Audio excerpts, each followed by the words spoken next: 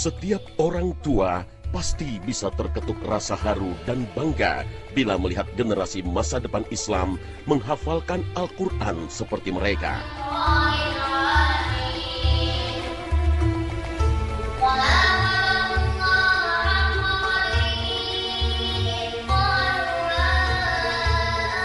Masya Allah, menakjubkan bukan? Rasulullah Shallallahu Alaihi Wasallam dalam hadis riwayat Hakim bersabda, barang siapa membaca atau menghafal Al-Quran, maka sungguh dirinya telah menyamai derajat kenabian. Hanya saja tidak ada wahyu bagi mereka.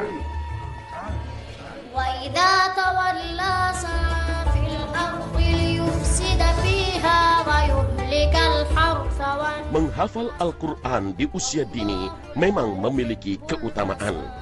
Selain otak masih bersih dari pengaruh-pengaruh negatif, kehidupan mereka pun akan senantiasa terjaga dalam cahaya lindungan Allah Subhanahu wa Ta'ala.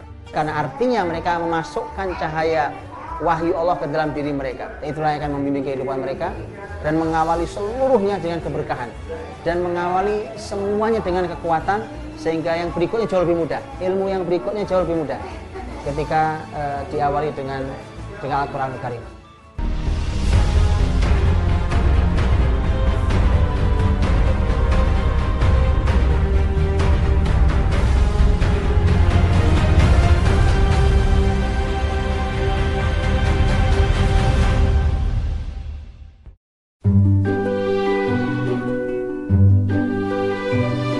Assalamualaikum warahmatullahi wabarakatuh. Selamat pagi pemirsa dan generasi muda Islam yang dirahmati Allah Subhanahu wa Ta'ala. Pagi ini, Khalifah kembali menghadirkan ke hadapan Anda kisah dan hikmah kehidupan yang terangkum dalam Kekayaan Sejarah Islam.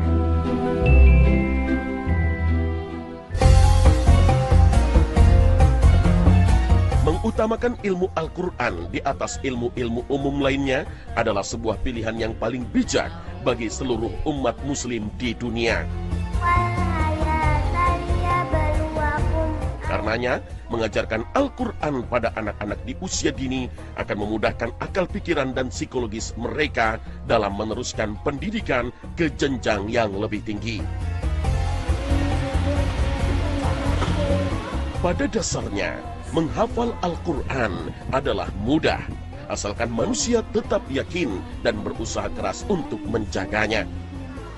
Allah Subhanahu wa Ta'ala bahkan menegaskannya hingga 4 kali dalam surat Al-Qamar.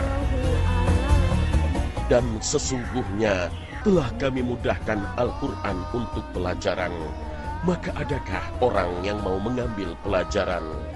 Al-Quran Surah Al-Qamar ayat 17, ayat 22, ayat 30, dan ayat 40.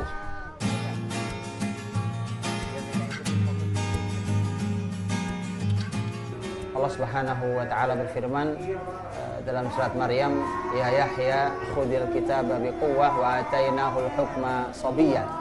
Wahai Yahya, ambillah Alkitab ini dengan penuh kekuatan dan kami berikan hikmah kepada Yahya di usia masih sangat kecil.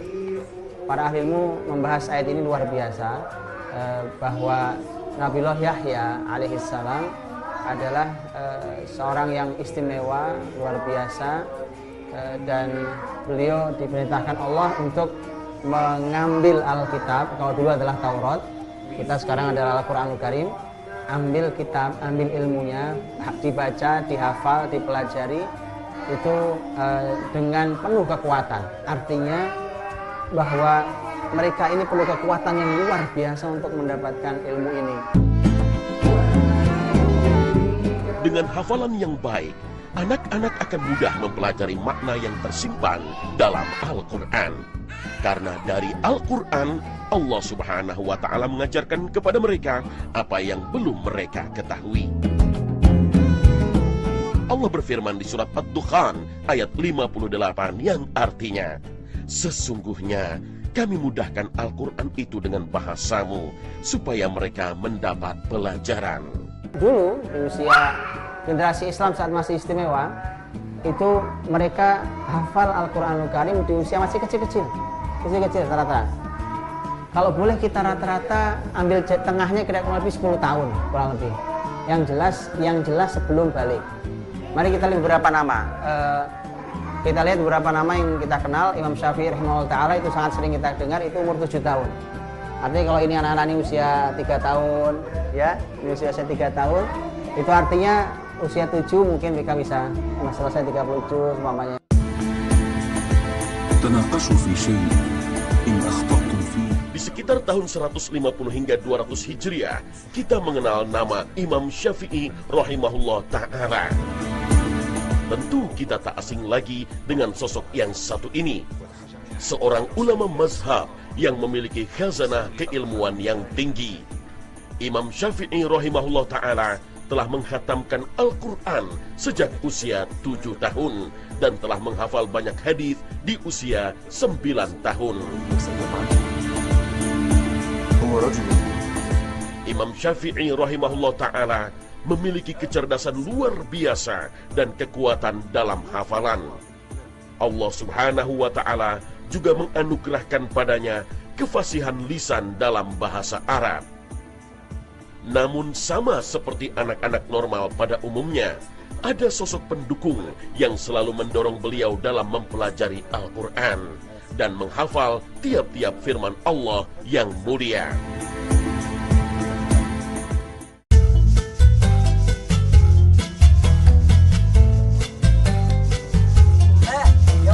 Sejak masih dalam kandungan, sang ayah wafat, sehingga Syafi'i kecil hidup dalam kemiskinan dan penderitaan sebagai anak yatim. Hanya ibundanya sajalah yang merawat dan mendukung beliau, memberikan pendidikan dan fasilitas terbaik yang ia mampu. Pada usia 10 tahun, sang bunda pun melepas Imam Syafi'i untuk menuntut ilmu ke Mekah, untuk mendapatkan pengajaran langsung dari para ulama hadis serta berbagai keilmuan lainnya. Imam Syafi'i rahimahullah ta'ala memang memiliki anugerah dengan kecerdasan otaknya. Belum ada riwayat yang jelas tentang bagaimana metode hafalan yang beliau gunakan. Wal fajr wa layalin 'ashr wasyaf'i wal watr. Kita pahami dengan pasti, selain daripada takdir Allah subhanahu wa ta'ala yang memilih beliau sebagai salah satu imam ulama, di zaman beliau keilmuan Islam memang tengah berkembang dengan pesat. Setiap permasalahan yang terjadi dimanapun, seorang qadhi akan merujuk pada ayat-ayat Al-Quran sebagai pedoman hukum yang berlaku. Majelis-majelis ilmu pun dapat ditemukan di sekitar rumah tinggal beliau, sehingga mau tidak mau telinga Imam Syafi'i kecil sudah terbiasa dengan lantunan ayat-ayat Al-Quranul Karim. Maka hal ini sudah tentu berhubungan erat dengan tradisi ataupun kebiasaan keluarga dan lingkungan sejak kecil, di mana seorang anak seperti Imam Syafi'i dapat tumbuh dan menghafal Al-Quran di usia yang masih sangat kecil. Dengan kemampuan itu, beliau dipercaya menjadi mufti di usia 14 tahun. Pada saat itu, sebelum umat muslim dipengaruhi pola pendidikan barat, ada prinsip kuat bahwa menghafal dan memahami Al-Quran merupakan harga mati yang tidak boleh ditawar sebelum mereka beranjak dewasa dan mengenal atau mempelajari ilmu-ilmu ilmiah lainnya. Begitu juga para ulama lain, ketika kita lihat At-Tabari rahimahullah ta'ala, seorang ahli tafsir ternama, Ibnu Qudamah Maqdisi, Ibnu Hajar Asqalani, usia mereka 8, 9, 10, Imam Nawawi rahimahullah ta'ala, bahkan para ilmuwan Islam, para ilmuwan Islam umum, secara ilmu umum, siapa itu Al-Biruni, Zahrawi, Al-Khawarizmi, semua sama. Mereka usia rata-rata hafal Qur'annya 10-an tahun, kurang atau lebih sedikit. Nama-nama tersebut merupakan nama tokoh-tokoh penemu dan inovator ilmu modern di dunia. Segala perkembangan ilmu modern seperti ilmu astronomi, ilmu optik, ilmu fotografi, ilmu aerodinamika pesawat terbang, dan lain-lain ditemukan atas dasar inspirasi ayat-ayat Al-Quran. Hal ini tercantum dalam tulisan Imam Nawawi rahimahullah ta'ala dalam kitabnya Al-Majmu', yang artinya, hal pertama yang harus diperhatikan oleh seorang penuntut ilmu adalah menghafal Al-Quran, karena ia adalah ilmu yang terpenting. Bahkan para ulama salaf tidak akan mengajarkan hadis dan fiqih kecuali bagi siapa yang telah hafal Al-Quran. Dari sini dapat kita ambil pelajaran bahwa cahaya firman Allah Subhanahu wa Ta'ala dalam Al-Quran sudah pasti akan menerangi akal dan otak setiap penuntut ilmu. Sehingga dengan kata lain, hafalan Al-Quran yang ada pada otak manusia sejak usia dini akan menjadi pondasi terkuat bagi pertumbuhan keilmuan lainnya. Terbukti dengan sejarah para ilmuwan fenomenal dalam bidang filsafat dan sains pada kejayaan Islam saat itu, rata-rata merupakan penghafal Al-Quran. Sebut saja Ibnu Rushdi, Ibnu Sina, Imam Al-Ghazali, Abu Bakar Ar-Razi, dan banyak lagi. Mereka semua adalah sosok ilmuwan yang menguasai rumus-rumus fisika, kimia, filsafat, hingga matematika. Seluruh ilmu umum dengan izin Allah akan menjadi mudah apabila otak dan akal pikiran yang masih bersih memiliki benteng dan pondasi Al-Quran sejak dini.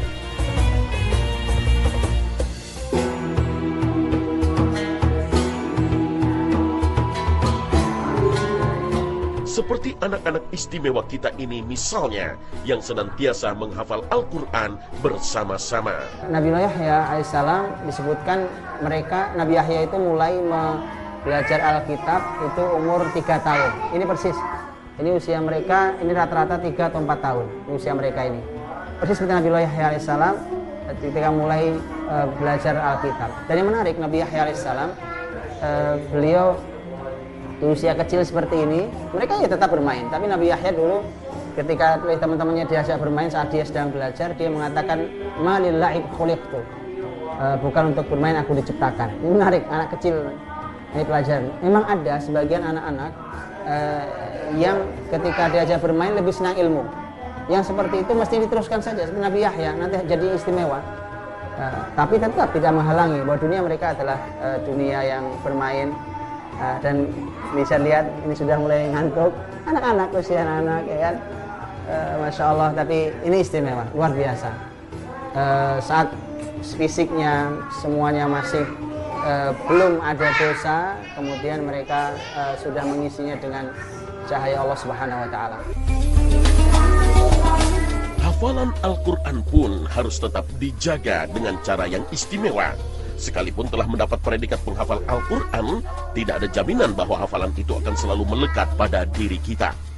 Bahkan Rasulullah SAW sendiri telah mengingatkan para penghafal Al-Quran untuk senantiasa menjaga hafalannya dengan sebaik-baiknya.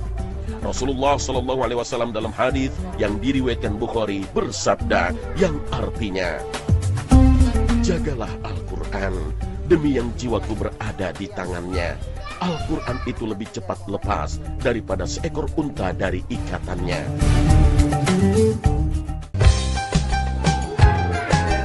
Ada berbagai macam cara untuk memulai, mempelajari, menghafal, serta menjaga hafalan Al-Quran. Salah satu yang mendasar adalah menjaga kualitas asupan nutrisi yang kita konsumsi tiap harinya. Usahakan selalu menjaga asupan makanan dan minuman yang disunnahkan Rasulullah, seperti kurma, susu, madu, dan lain sebagainya.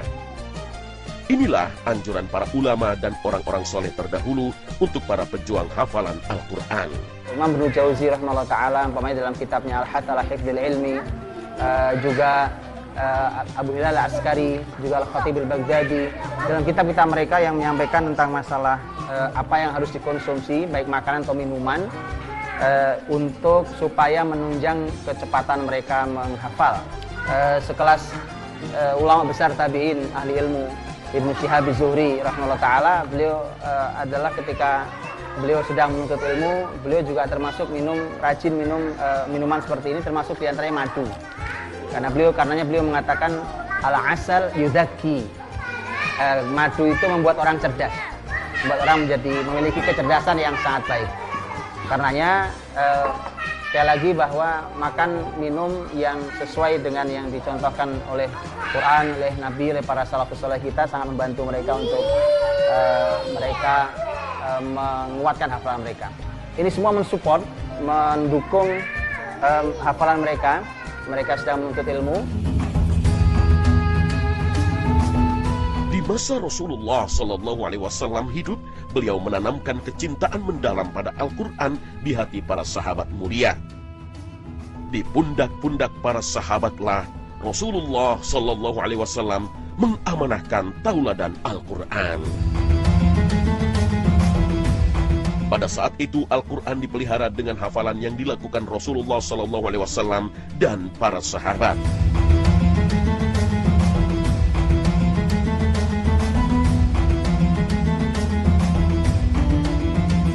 Kemudian Rasulullah Sallallahu Alaihi Wasallam memerintahkan para sahabat untuk menuliskannya dengan tujuan memperkuat hafalan mereka.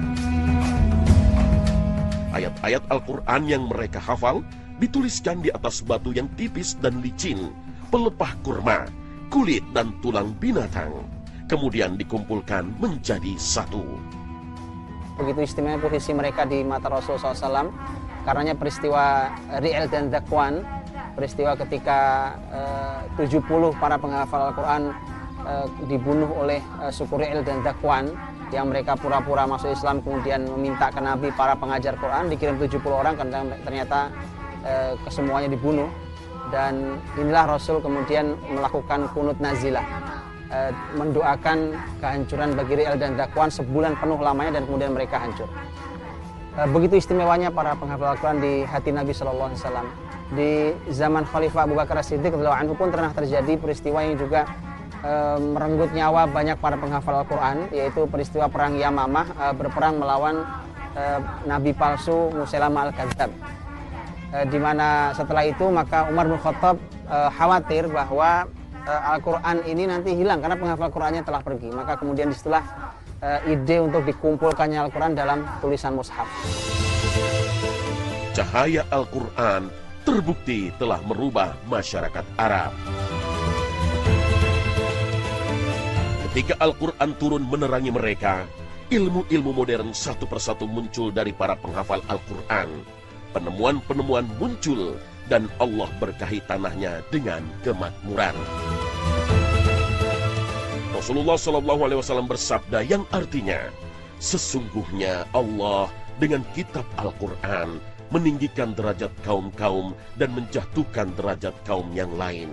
Hadis riwayat Muslim. Ini juga sebuah bukti bahwa begitu pentingnya Quran di sebuah negara, begitu diperhatikannya, karena negara manapun yang memperhatikan Al-Quran maka menjadi negeri yang istimewa, dan yang mengabaikannya menjadi negeri yang akan jatuh. Hal-hal yang luar biasa di dalam peradaban Islam tentang generasi masa depan. Hari ini kita melihat mereka masih kecil-kecil, tetapi kelak di kemudian hari kita akan melihat insya Allah bahwa mereka lah yang akan memperbaiki negeri ini. Di tangan mereka lah cahaya mereka bawa, yang dari hati mereka tebarkan kepada seluruh masyarakat di negeri ini. Kita akan coba dengarkan, karena mereka ini walau masih kecil-kecil, umurnya ini masih kisaran 4 tahun, 5 tahun. Kita minta satu dari mereka untuk membacakan dari hafalannya apa yang mereka hafal. Masih kecil, kita akan coba meminta dari mereka. Nadia boleh? Nadia, Nadia. Kita lanjutkan. Duduk sini. Kita lanjutkan. Saya bersama siapa namanya? Oh, namanya Nadia. Namanya Nadia. Berapa umur Nadia? Oh, Masya ini beliau sudah menghafal sebagian juz Al-Quran Karim. Kita coba dengarkan ya, bagaimana Nadia melanjutkan apa yang saya ingin bacakan. Ayo, Nadia, baca ya. A'udzubillahi minasyaitonirrajim. Innalil muttaqina mafaza. Baca.